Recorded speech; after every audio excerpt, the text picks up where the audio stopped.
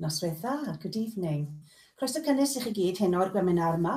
Gweminar yma ydy'r Paratoadau yng Nghymru am Brexit heb gytundeb. Diolch yn fawr iawn eich amser heno. Un o'r pethau mae'n rhaid i rhannu â chi heno oedd bydd y Gwemir yma yn fyw am ryw 5 diwrnod ar ôl heddi chi gael os nad ych chi'n gwylio yn fyw. I'd like to extend a really warm welcome to you all tonight to our webinar. The webinar is on preparations in Wales for a no-deal Brexit.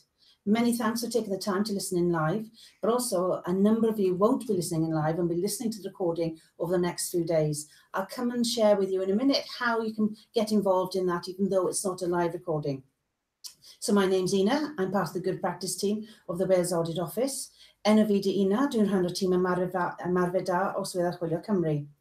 Now today we're working very closely with Academy Wales on this topic, who are holding 3 seminars across Wales in the next couple of weeks. So we'll share those data for you in a minute. We recognise that there's still a lot of uncertainty on this topic of Brexit. Nonetheless, we want to provide a safe space for you to listen, reflect and establish whether your organisation's arrangements are fit for potential no Brexit deal. So any points you raise tonight, we will share with Academy Wales so they can understand where your thinking is. So as a reminder, if you're not listening in live, you can still share your questions and observations until midday on Friday, March the 8th. And you can do that by menti.com. I'll need to give you a code, and the code, I'll share that code with you in a minute. Just to give a name check, let's give a shout out to who's actually behind the camera before I introduce the people in front of the camera. So we've got Miss Beth Ann, who's on all things technical and keeping an eye on the Google chat. Hi Beth, you all right? Hello. Sarah is on Twitter, hello. Hi. Gito, shwti? Diolch, iawn. Mae Gito yn gweithio gen ni dwyieithog hyn o unrhyw beth yn gyda trydar hefyd drwy e-bost. And then we've got Beth Ann, who is making sure menti.com. That's the questions I told you about earlier on. Let's have a look how you can actually get involved in the actual questions. If you go onto menti.com, you can post any observation, any question. It's totally anonymised. The code that you need is 485112, if that's okay. So, and last but not least, we have a new member of our team behind there helping us tonight. Hello, Claire. Thanks for your time and coming to join us. So that's who's behind the camera. So who we got in front of our camera? Let's introduce. Ness, would you like to introduce yourself to everyone? Hi, my name's Vanessa Young and I'm Director of the Welsh NHS Confederation. You're very welcome. Thanks for your time tonight. Thank you. Hello, I'm Matt. Hi, I'm Mike Usher. I'm the Sector Lead for Health and Central Government here at the Wales Audit Office, and I was the Project Director for the report we've just produced on preparations for no-deal Brexit. Thanks, Mike. Thanks for that. You're very welcome. Hello, Mark. Hi, I'm Mark Jeffs. I'm a Project Manager with the Wales Audit Office and was responsible for managing the report on preparations in Wales for a no-deal Brexit. Mark, thank you. Very welcome. And Tim, last but not least. Hi, good evening. Tim Pepin. I'm the Director of Regeneration and Sustainable Development at the Welsh Local Government Association, and I've been overseeing the WLGA's Brexit support programme for local authorities. Tim, you're very welcome, and thank you again for your time. So, Mike, we were talking earlier on as to why this webinar. It might seem like an obvious question, but would you like to give some context to people listening in, if that's okay? Yeah, sure. We produced our report a couple of weeks ago on preparations for a no-deal Brexit. We brought publication forward. We originally planned to do something in summer, assuming we'd moved into a transition period.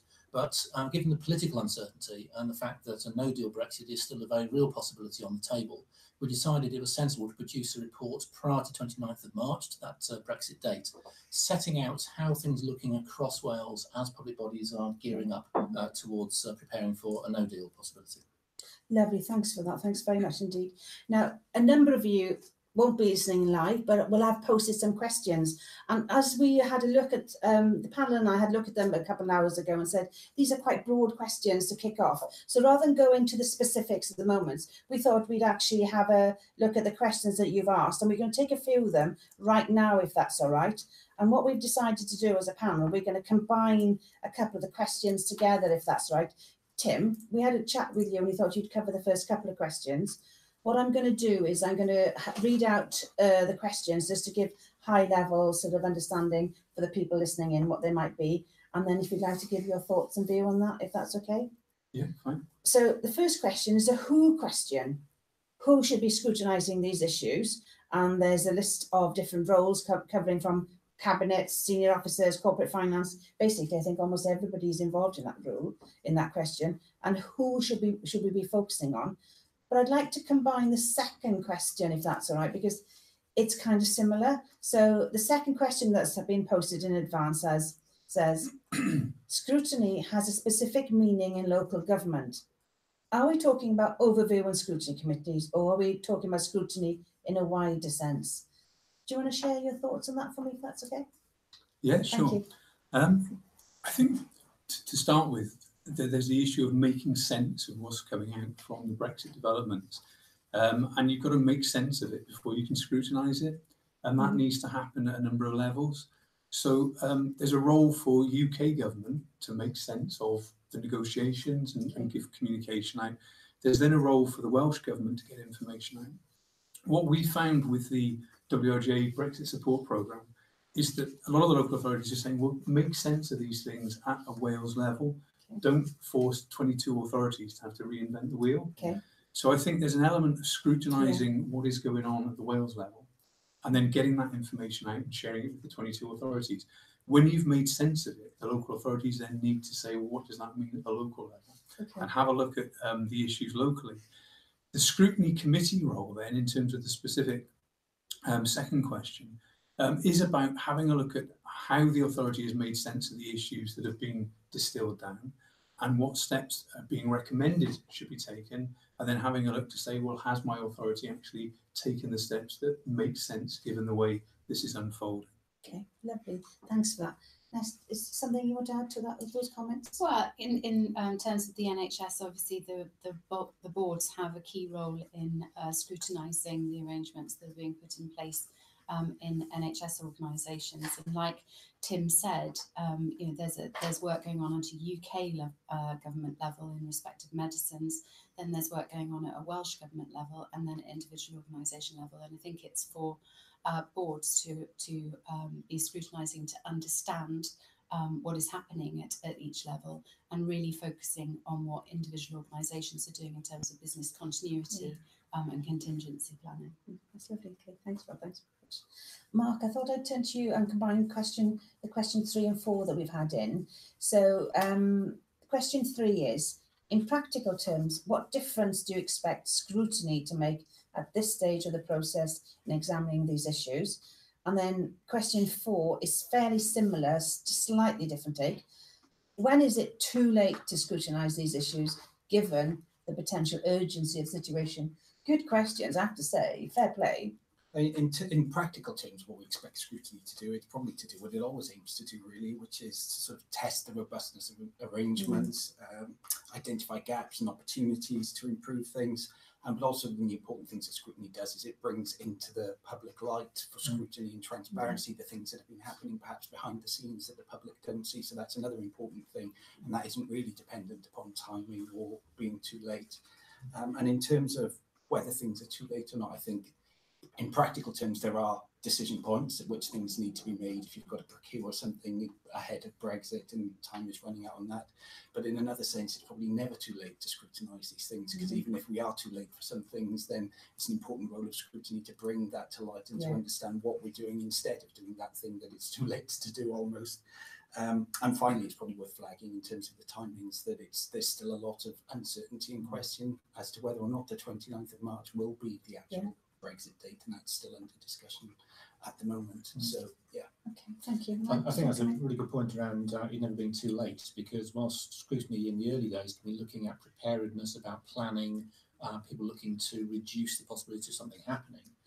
Later scrutiny is focusing more about, well, if it's going to happen, how robust are the plans to mitigate that once it's happened? Okay. And so scrutiny even now looking at mitigation, Yes, what might happen in the next few weeks, is still equally important. Yeah, that's a really good point. Thanks for that. Thank you.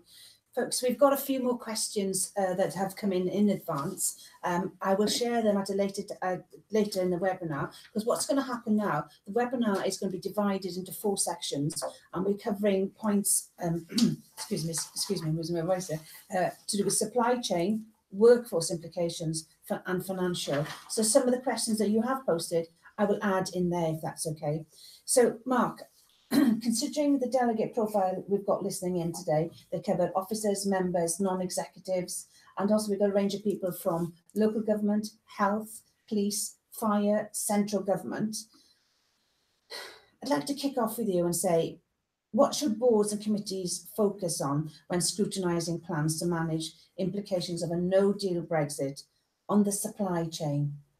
I'm going to start by flagging why supply chains are an important issue in a no-deal Brexit.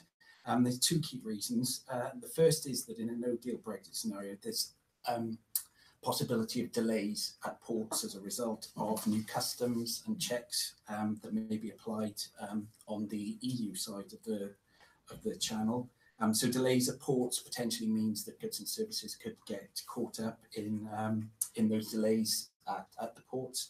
And there's also the issue around regulation. Some goods are regulated at an EU level, and trade relies on rules and institutions that are currently in place that would no longer potentially be in place after Brexit. So we potentially see a return to things like tariffs and regulatory checks, which could increase the price of some things we import and make some exports less competitive. Our report sets out three broad areas on the supply chain that organisations identified as key concerns to us. That's around medical supplies and consumables in the NHS. Across the board, there were some concerns around the continuity of food supply chains, and also on the export side around agricultural supply chains as well, and some of the issues with the lambs that are on the mountains at the moment, lots of which would be exported to the EU, around 30% we think. Now, if that becomes much more difficult, then there's real questions as to what's going to happen there. I think the Welsh Government's developing some contingency plans there. Okay, lovely. I actually think it's probably a good idea, given the name check of the report out.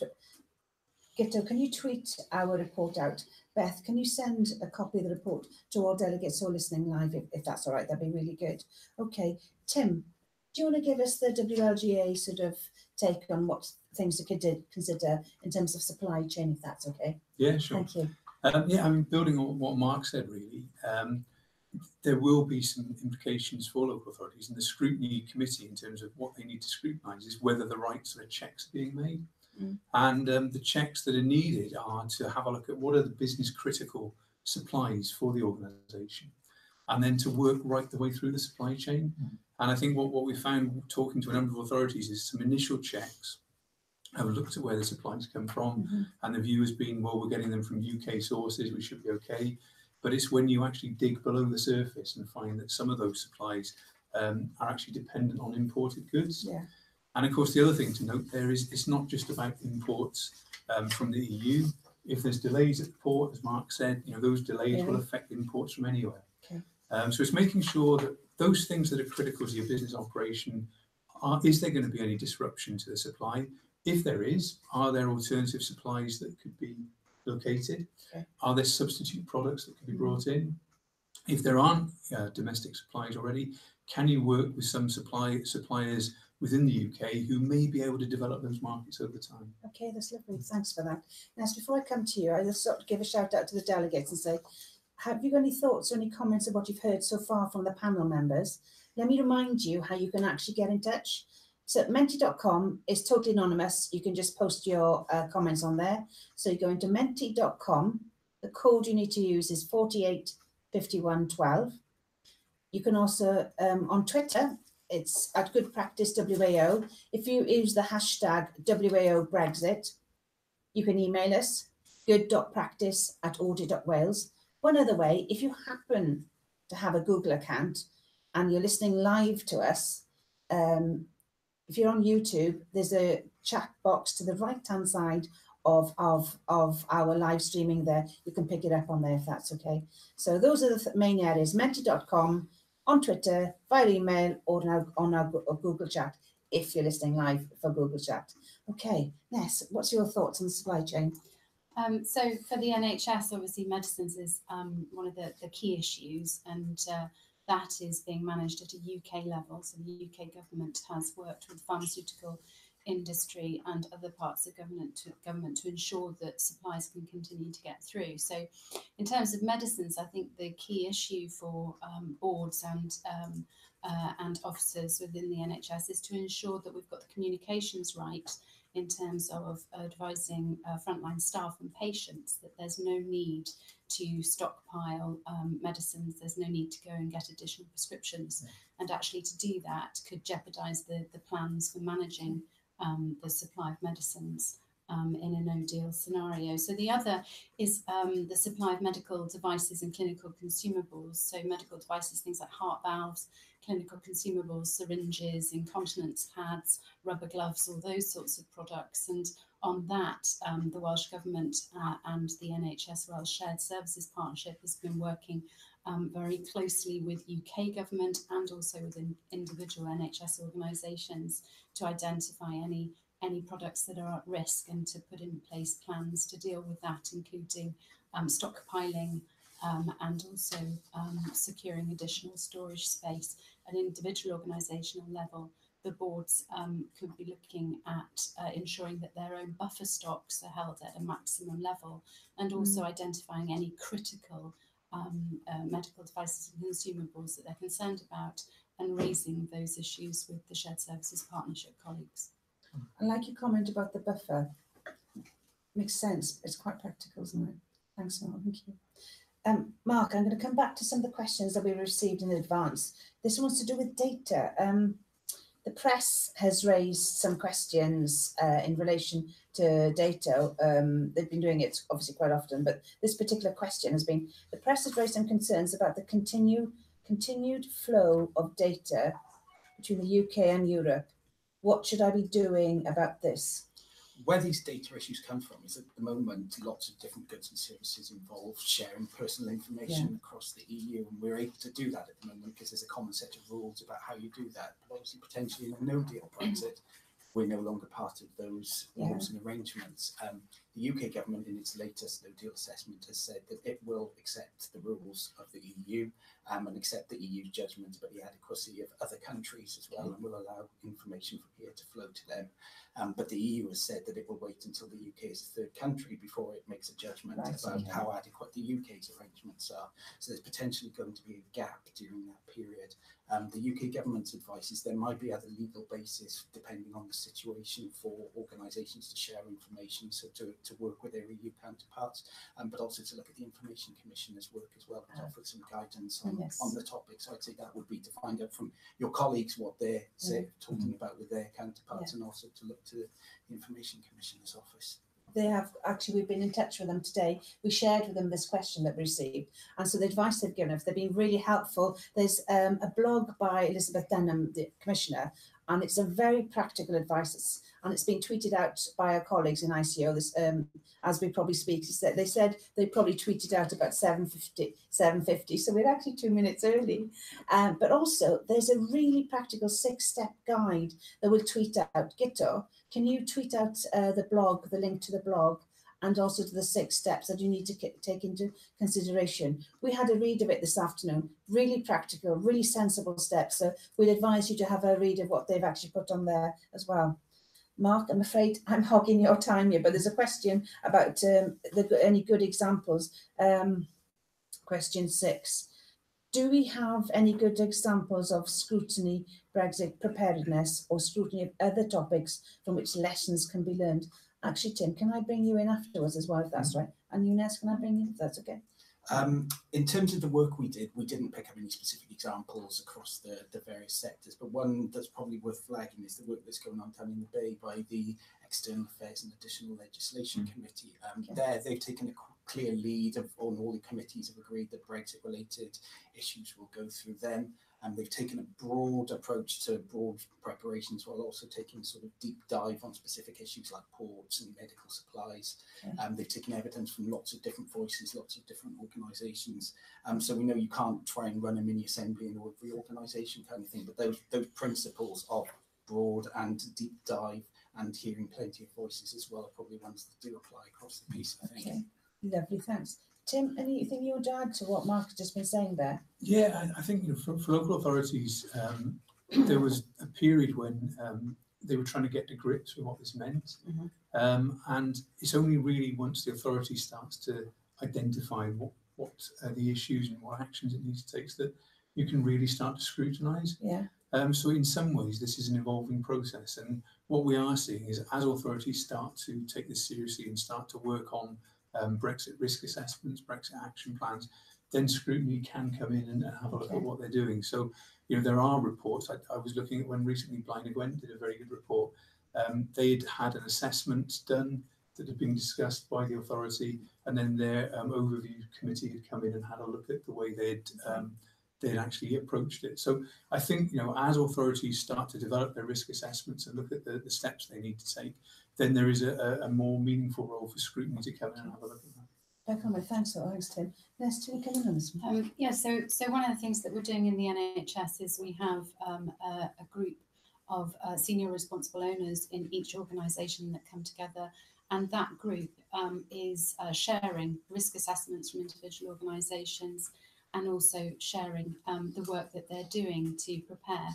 And that helps individual organisations to identify any potential gaps in their own plans, and it also encourages a kind of cross-system discussion about preparations that are taking place.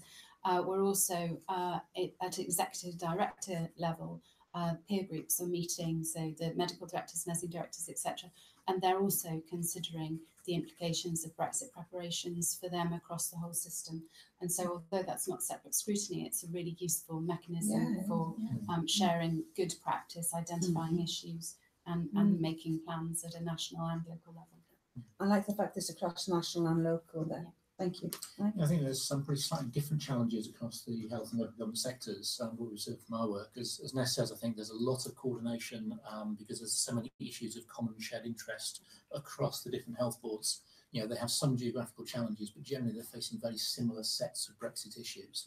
Across local government, I think it's a much more varied and variable picture because the authorities, while some issues I think will be in common, a lot of them will have authority-specific issues. So, for instance, you know, with Anglesey and Mon addressing the issues around Port Holyhead, a very different set of challenges to, say, Torfaen or Blaenau Gwent, who will have slightly different challenges. So the idea of sharing information is really important. But I think in those two sectors, the ability to share across local government, the degree of commonality of issue is probably reduced. But that doesn't downplay the importance, nonetheless, of sharing, comparing, contrasting and exchanging information. No, and just sorry to add that social care is actually part of that group too. So we're trying to ensure that where we can, we're sharing that information and those issues across with our local government colleagues. And you're right, there are a lot of very generic issues for the NHS, but there are specific ones too. So, for example, fuel is a real issue for Welsh Ambulance Service. There's also a carbon credit scheme in Cardiff Health Board, which is a particular issue for them. So there are. The process is actually also helping to highlight individual organisation issues. Lovely, thanks. Tim, did you want to come back? Yeah, if there are issues that affect all local authorities and a local authority does a piece of work on it, we're trying to make sure that's shared across all the 22 because there's no need for every authority to have to go through the same process. Yes, okay. So, for example, recently Cardiff did a piece of work on settled status and did some guidance. Caerphilly did a bit of work on the implications for food inspections. Now, you know, we can put those on the WLGA website, share them with all authorities, and then, you know, they can tweak it and make it work for them locally, but they don't have to go through the whole process of doing it. Right. Should we give a name check for the two topics you were talking about again? We can actually tweet them out there, if that's all right. So do you want to share those with Gito now? Yeah, Cardiff have done some work on settled status and Caerphilly have done some work on food inspections. Okay. Right, I guess whilst we're mentioning websites, it's also worth, I guess, mentioning the Welsh Government's own website, which went live a couple of months ago, I think, Preparing Wales. It's Preparing-Wales, I think, is the title if you're looking to Google it. There's a lot of information there. It's aimed predominantly at members of the public, at companies, at the private sector. But again, there's a lot there for public bodies themselves to be just referencing and cross-checking.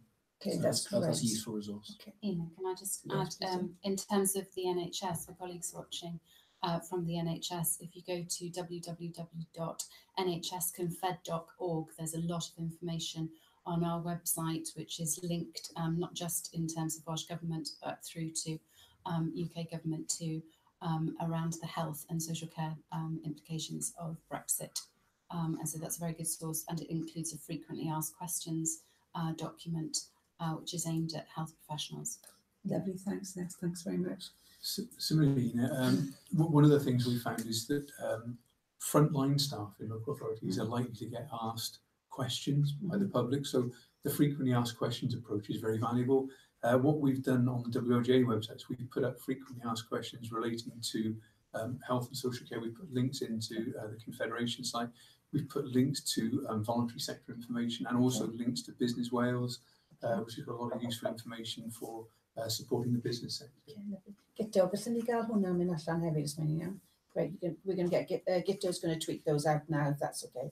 All the links that we talk about in this webinar, if you're listening live, we'll be sharing with you. But if you're not listening in live and you've registered, Bethan will be sending you those links afterwards.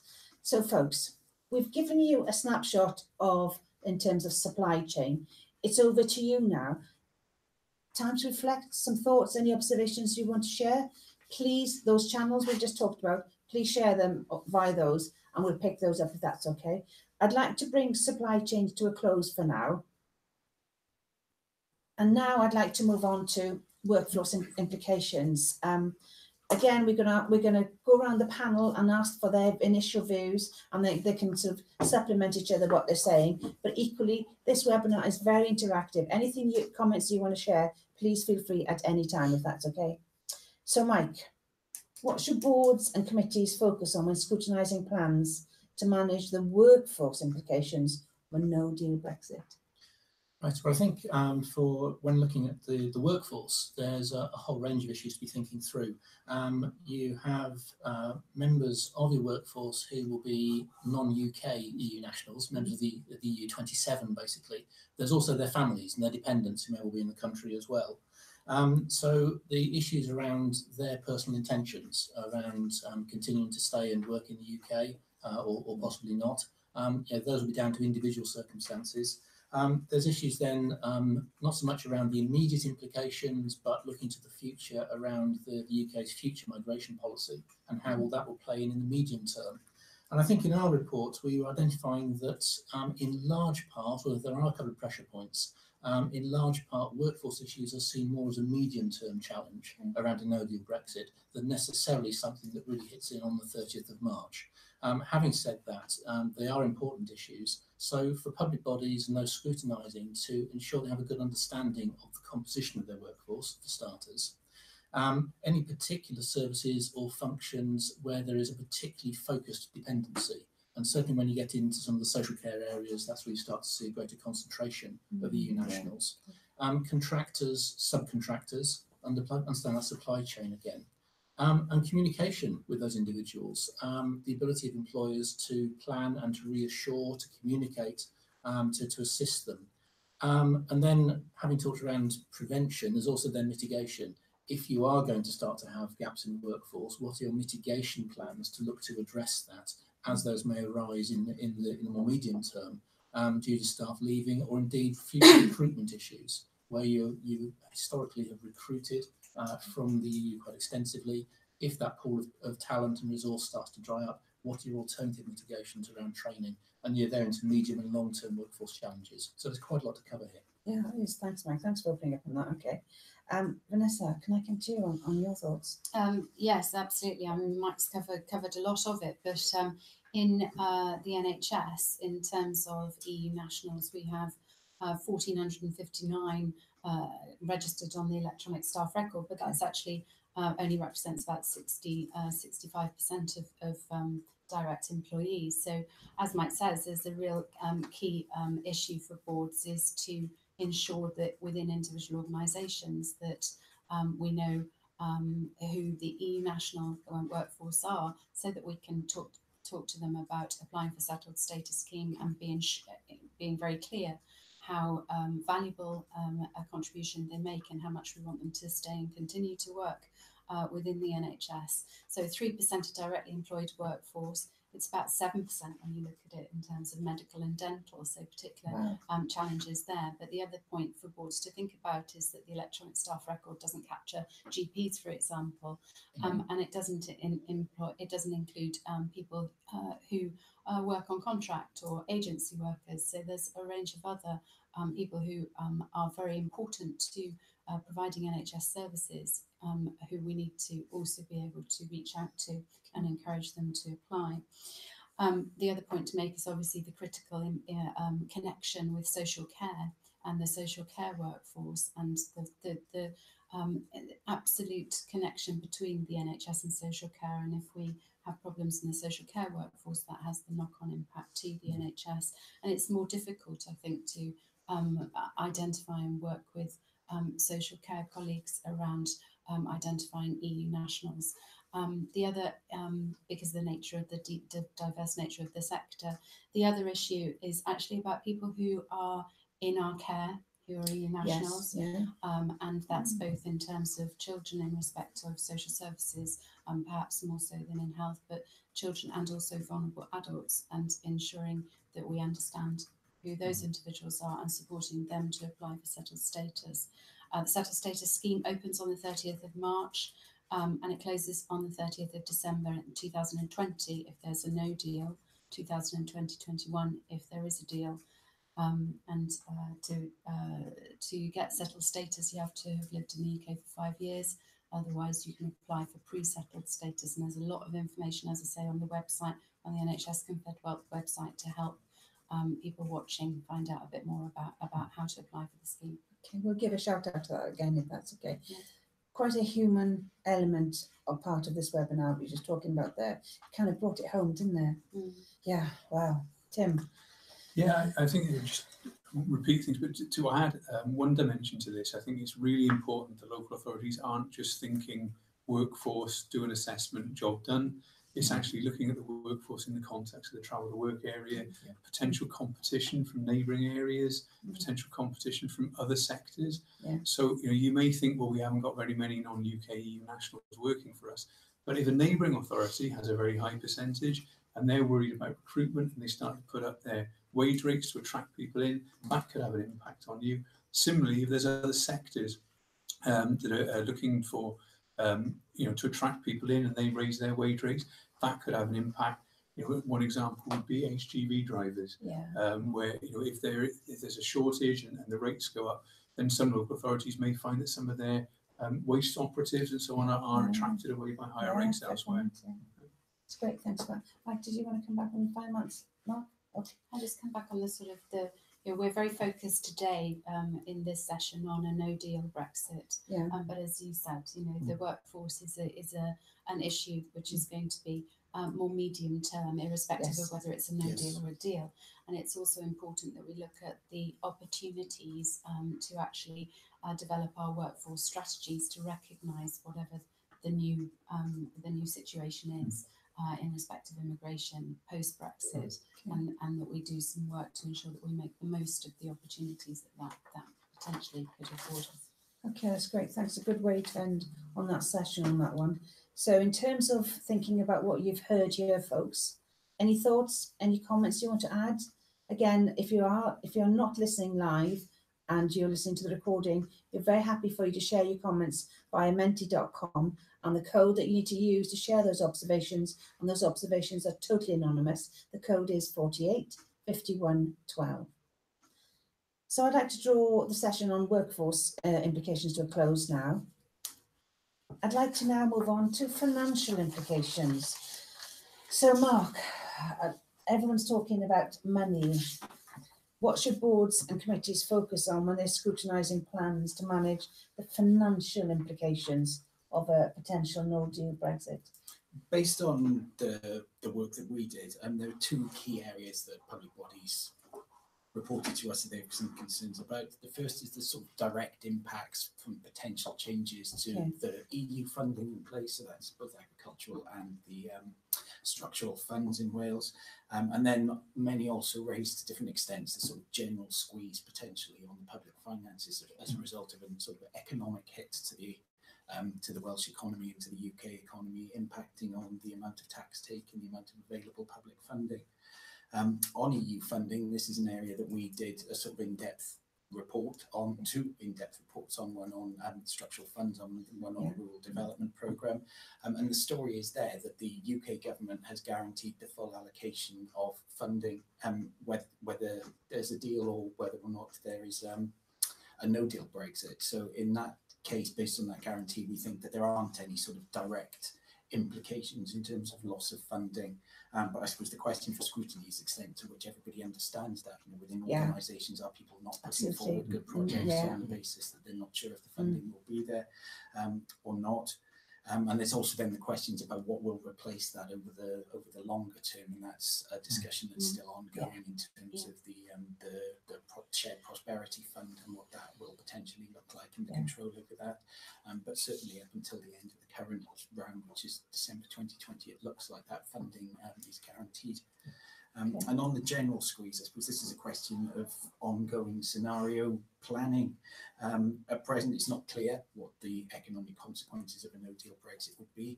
The UK government's own analysis suggests that there would be a negative impact on the UK economy and potentially on the amount of funding that's available to public services, but it's not clear exactly how any UK government would respond and what fiscal decisions it would take in response. So there it's important really that public bodies start thinking about how they would respond to that. I mean, based on the fact that there've been almost a decade now of spending cuts across public services anyway, so it's a lot about building on work that's already done. Public bodies are used to managing the squeeze, and but the other thing to flag as well then is that any negative economic consequences also potentially generate new demands on public services for people, for services, for support. So as well as that potential economic hit, there's a scrutiny challenge around what we're potentially going to be doing with our services if we've got to manage a wider economic issue, a wider economic hit that our services need to support. Right, you've got some great remarks there. Thanks for that, Mark. Tim, do you want to add on to what Mark was saying? Yeah. I mean, I certainly agree with everything Mark's just covered. A couple of other points to note. I mean, if we were to end up in a no-deal scenario, then you would expect there to be a drop in the value of sterling. We'd revert to World Trade Organization rules, so there would be tariffs. So both of those would lead to increased prices. So increased price inflation will put huge pressure on local authorities who are already stretched financially. So that would be an issue. The other thing to consider there is, if you see a drop in the stock market, there's pension fund issues for local authorities and their investment in those. So it's all these sort of, it's those extra dimensions that perhaps don't immediately spring to mind. Thanks for that. Yes?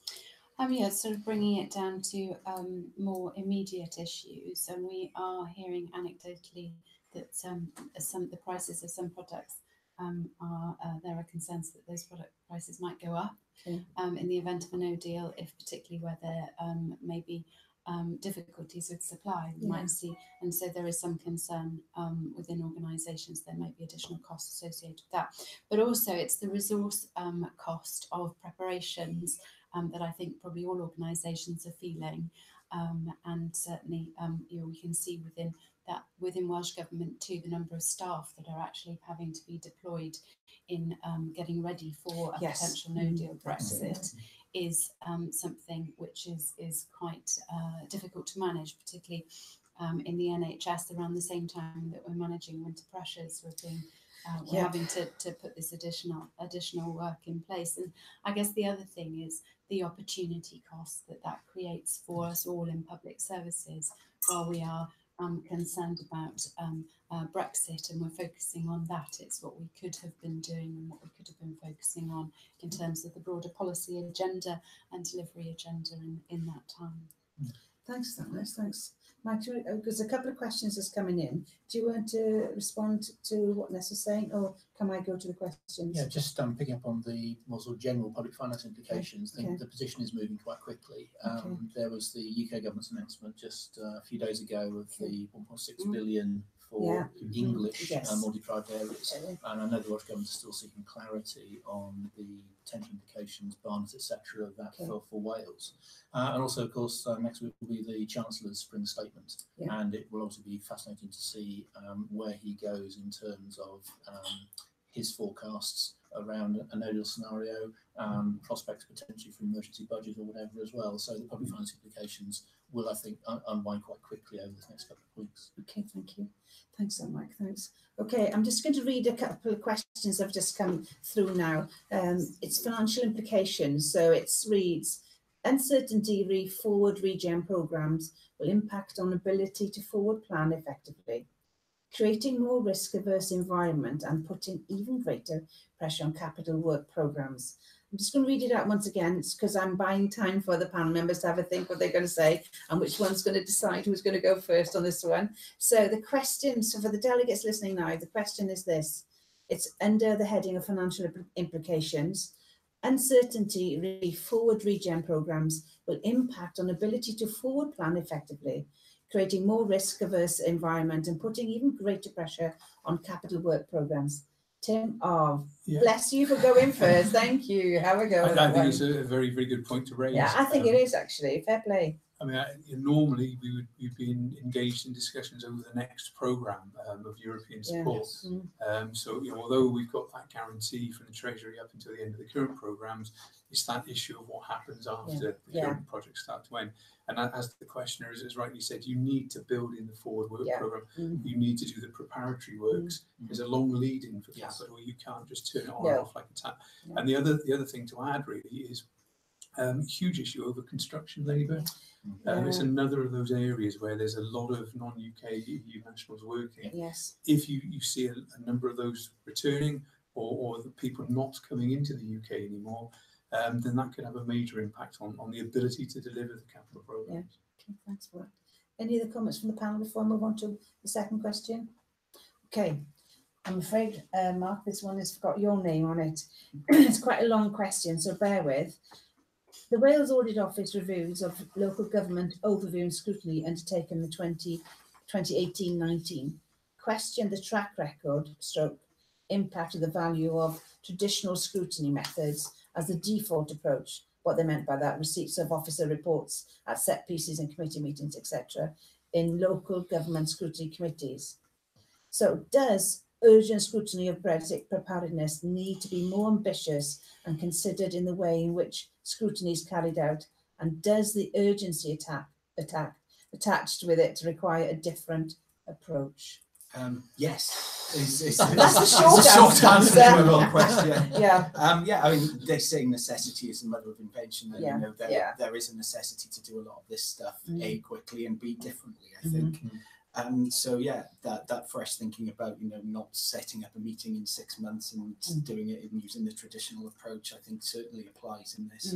And while we're talking about sort of innovative approaches, we'll go back to a little bit about what I was talking about with the committee down in the Bay, as well as thinking about the structure and who asks questions around who you get in front of you kind of thing. So do you want to bring your lead officer in and ask them questions, or do you want to take a wider view from the public, from businesses, from the people who are affected by Brexit as well?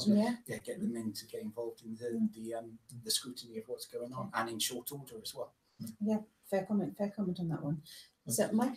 Certainly in terms of the way we approached producing our reports, the traditional audit approach would be to get out into every public body and do some digging ourselves. Given the need for speed, here we usually call for evidence. So we have people sending in to us what they thought was relevant, and we're using that as our primary evidence base, and then back that up with structured interviews. A much more efficient way of undertaking what otherwise would be a much longer time frame to produce a piece of work. So that sense of agility in trying things which are different, being prepared to just live a little more risk and uncertainty. I think this demands a less risk-averse approach rather than more risk-averse. Okay. Would you like to repeat that final sentence? Because that's a corker of a final sentence. Oh dear. That's a corker. It's a lovely one. There's a soundbite, yes. I think the topic of Brexit actually requires us to be taking more risks rather than looking to be risk averse. The nature of it is such that a degree of increased risk taking is necessary, I think, and it needs to be well managed. But you need to have a mindset of being prepared to take some risks dealing with uncertainty. Yeah, that's great. Thanks for that, Mike. Yes, any comments you want to add on this one? I was just thinking about when we started talking about Brexit many months ago, when we put in place the governance around the sort of national coordination.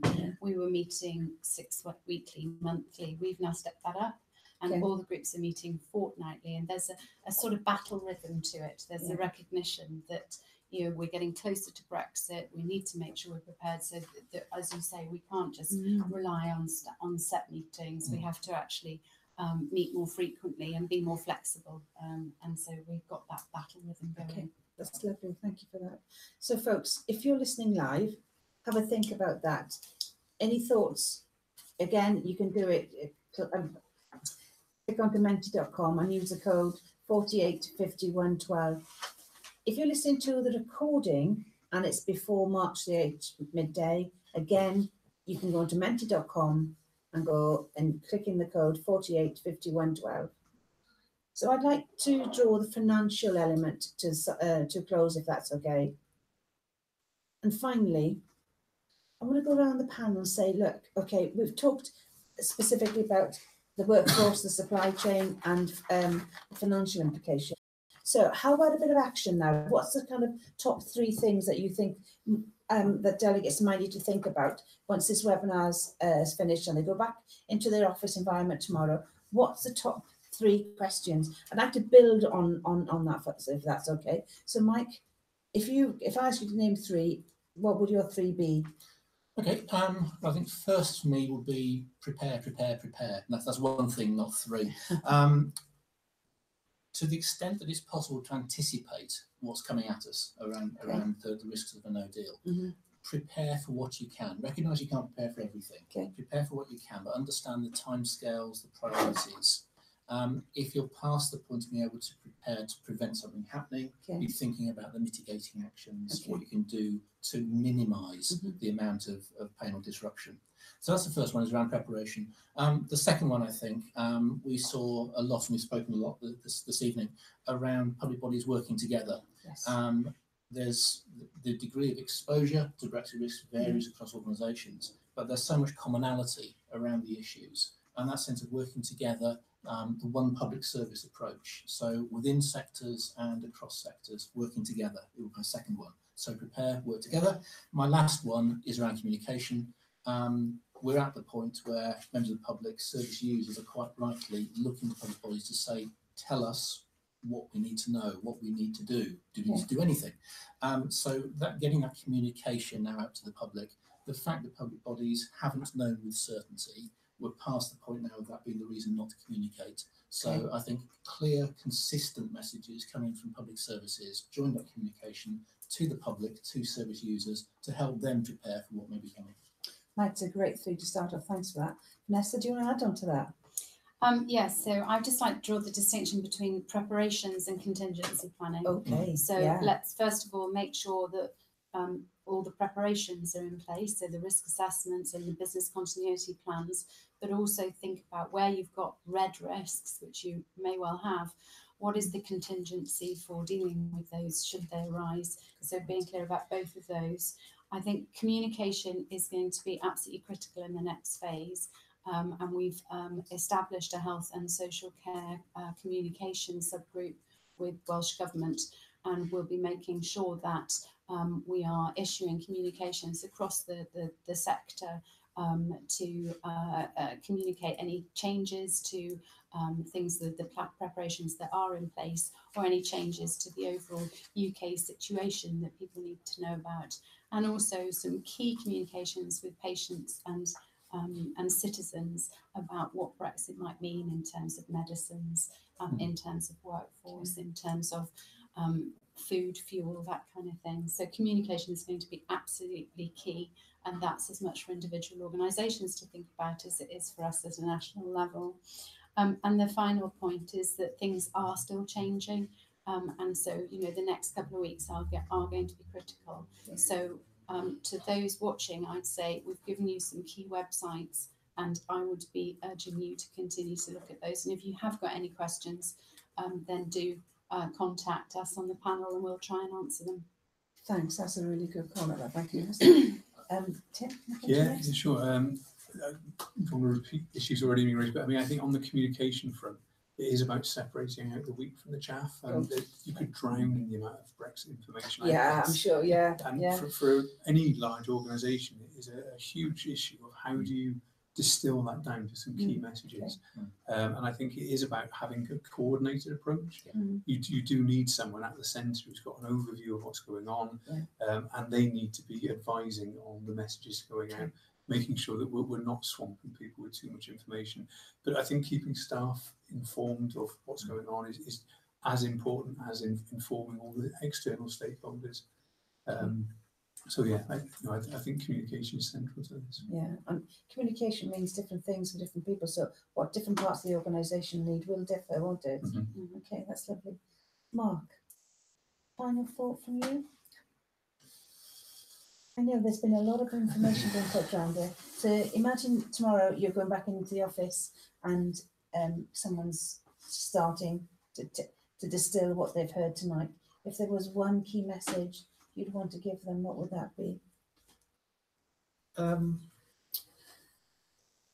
I guess it would be to go and find out what your organisation is up to, essentially, you know, to get a clear understanding of where you fit, what the key risks are for the work that you're working on, and what your organisation is doing around it, and how it's engaging with the other parts of the public sector as well to work together, so to get an understanding of that big picture. Okay, that's a great one to end with. We've got one more question in panel, if I may pose you with that question. So folks, a question's just coming now. I'm going to read it twice to give the panel members some time to have a think. So the question reads, while the prospect of a no-deal Brexit will have major implications across the UK, do you think this is an opportunity to accelerate the implementation and embedding of a truly integrated health and social care system in Wales? Great question. I love that. Thank you very much, whoever sent that in. We appreciate that. Right, I'm going once more to give a panel a few seconds to have a think. While the prospect of a no-deal Brexit will have major implications across the UK, do you think this is an opportunity to accelerate the implementation and embedding of a truly integrated health and social care system in Wales? Unless you know I'm coming to you first on this one, don't you? Okay.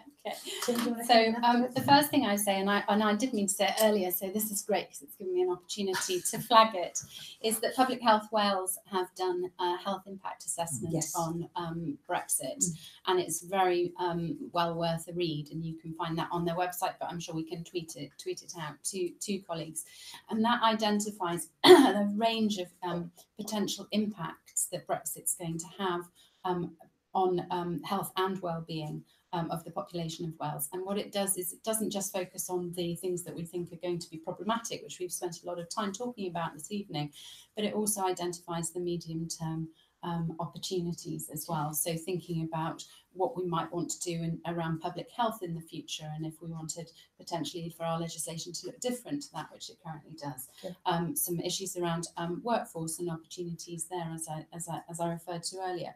And so if you look at that impact assessment, and they also look at a healthier Wales, our long-term plan for health and social care, you can see that there will be, with the right support and the right policy development and thinking, opportunities for us to actually make something of this situation, which is feeling very uncomfortable and difficult at the moment. So one example is that we are developing a health and social care workforce strategy. So that will have to that will be looking at developing a single strategy across the whole health and care sector, and that will be needing to look not just at our domestic workforce, but also our international and EU workforce.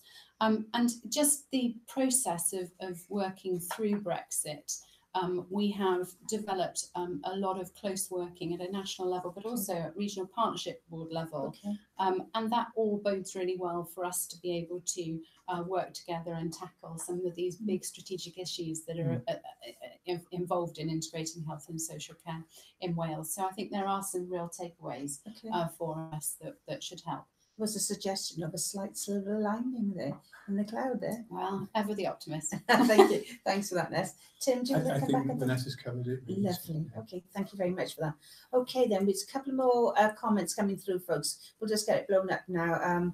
Agree with need for proactive approach, dedicating resources and frequent discussion, but where is the additional financial resource to support this within very stretched organisations? I'll give you... Do you want to come back in on this one, Ness? So I'm just going to read it out once again to give people who are listening in time to hear the question. Agree with need for proactive approach, dedicating resources and frequent discussion, but where is the additional financial resource to support this within very stretched organisations? So are we going to take this? Mike, you can take this one. I'll kick off. I think certainly, the years of austerity, reduced budget, etc., have placed immense pressure on public sector bodies, and many of them have hollowed out their capacity for strategic planning and challenges of this nature. So the gap is well understood. And in fairness to the Welsh Government, back in January 18, just looking at our report, they announced the £50 million going into their EU transition fund. That's intended to be available throughout transition period through to December 2020. Right. And I think we've identified that approximately half of that 50 million has already been allocated across a wide range of proposals coming from other public bodies for specific areas to try and do some capacity filling. Okay. So there is some funding there. Having said that, I absolutely recognise the point that's being made that organisations are very stretched. And whilst financial resource is certainly important and helpful here, I think actually the human resource, the capacity of leadership teams to be grappling with Brexit challenges at the same time as, say, in health, they're looking at major reforms to provision of design of healthcare strategically, local government, a range of strategic challenges. Financial resource is clearly going to be helpful from the Transition Fund, but actually the human capacity of leadership teams to be grappling with is as important an issue, I'd say. Okay, thank you. Okay, any other comments from Tim? Yeah, I think that human resource issue is a key one. I mean, if you look, there's thousands of extra people working for UK government. There's some hundreds extra in the Welsh government. Yes. Local authorities are picking this up on top of the day job. Yeah. And this was a point that was raised at the Partnership Council between Welsh Government ministers and local government leaders. And we have submitted a bid to the European Transition Fund for a relatively modest amount to give local authorities some additional corporate capacity, because we think that coordinating role in the central authorities is so critical. We had another meeting with Welsh Government on Friday where a number of chief executives were raising the point that this really does require some quite substantial additional resource. But I think the point that Mike made is a key one. You can't just recruit people into this. You need people that understand the way organisations work, how it's going to impact on them, so they can come in and actually make a meaningful contribution straight away. Yes, and we've seen that with the Welsh Government. You referenced the additional posts they created. It's just under 200, I think. But in large part, those people coming in are backfilling the more experienced policy leads who are working on the Brexit stuff. So those people are coming in to backfill those posts. But yeah, that expertise, it doesn't grow on trees. And I'd say that's why in the Auditor General's report we emphasise the opportunity to share some of the capacity that exists, because it's going to be very difficult to magic those experts up over the coming weeks and months, kind of thing, because there are hundreds of people sitting out there with a deep expertise in the EU and organisations. So the more we can do to share around the expertise and capacity we already have, the better. That's a good shout out for that in terms of sharing and sort of not reinventing the wheel. Ness, finally on you. So finally, I mean, I think the staff resource issue is absolutely evident within health and social care, because we already have shortages across both sectors. But actually, there's an opportunity in terms of the European Transition Fund, that remaining 25 million, that when we are clearer about what the consequences are, and just linking back to the conversation we were just having about medium term and developing what our response is going to be, I think post 29th of March, once we've got clarity around whether we have a deal or not, we can start to think a bit more strategically about how we might use that 25 million to actually support our policy agenda. Yes, thanks very much for that. So folks, I would like to draw this webinar to a close now. Firstly, I'd like to thank Ness, Mike, Mark, Tim, thank you very, very much for taking part in the webinar. Really appreciate your comments. Team behind the camera, thank you very much, much appreciated. But to you listening in here, thank you very much for your time. And like I've been saying throughout, there's so much information being handed out this evening. You need time to reflect. That's why we're keeping menti.com open until Friday. Because tomorrow you might be having chats with conversations with people in your office, and you might, I wonder about this. We'll give you that opportunity to share your thoughts and observations, and we'll share that with Academy Wales. So, ar rhan tîm ymarferol o Swyddogion Cymru, on behalf of the Good Practice team in the Wales Audit Office, I'm Una Lloyd, and I'm signing off this webinar. Thank you very much indeed. A diolch yn fawr yn nos da i chi.